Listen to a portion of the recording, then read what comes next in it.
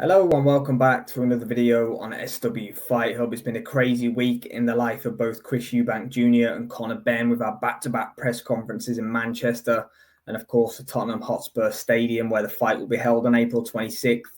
On Tuesday, the viral moment was created, Chris Eubank Jr. slapping Conor Benn around the face with an egg, caused a big ruckus on the stage. Obviously a little bit more subdued on Thursday at the Tottenham Hotspur Stadium, but still plenty of animosity there. If the fight wasn't going to sell beforehand, we all know very much that it's going to sell now. Might not be one for us boxing purists, but mainstream media are going to be all over it. Casual boxing fans are definitely going to be invested and hooked in this one. 130,000 people in the queue for tickets, so we've been told at the back end of this week, ready to buy them for April 26th. Look, whether we like it or not, it's going to do huge numbers. It's probably going to be the biggest event in the UK this year, boxing-wise, for sure. Look, the way I see the fight going on April 26th, Chris Eubank Jr. for me is going to get the victory. I'll explain why. I know the narrative in the press conference has been, I'm better than him. I'm not just bigger than him. But, you have to talk about the fact that, yes, Chris Eubank Jr. is not a big super middleweight, but his best performances have come at super middleweight, and he's much bigger than Conor Benn. You saw it in the face-off sort of week. He's much, much bigger than Conor Benn. Ben isn't a big welterweight. Well, he isn't a big 147. Chris Eubank Jr., can do 168.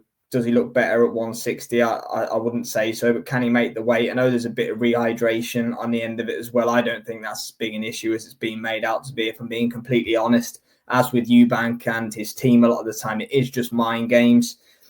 Conor Benn's had those two fights at 154 since obviously the first fight was called off with the situation that happened there. His power hasn't looked like it's transferred up to 154 that he had at 147. Obviously, I know there's asterisks around things. We're waiting for the explanation still as to what's really happened.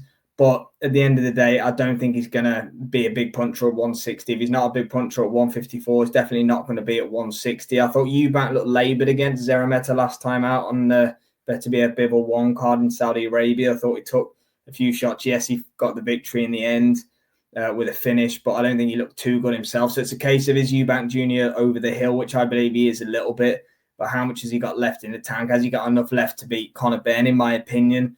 Yes, Eubank Jr.'s got a great chin. He had the off night against Liam Smith when he did get chin that one time, but overall he's seen a solid chin throughout his career. The George Groves fight, many other fights in there where he's taken a lot of licks and he's always been standing and he's been there. I don't think Conor Benn's the one to crack it, if I'm being completely honest. See the fight being a late stoppage for Chris Eubank Jr., from being honest. Say late stoppage, maybe the second half of the fight, 7 or 8. I think he'll knock Conor Benn out. I honestly do. Will there be a clamour for a rematch? There's a rematch clause. I guess that remains to be seen on April 26th.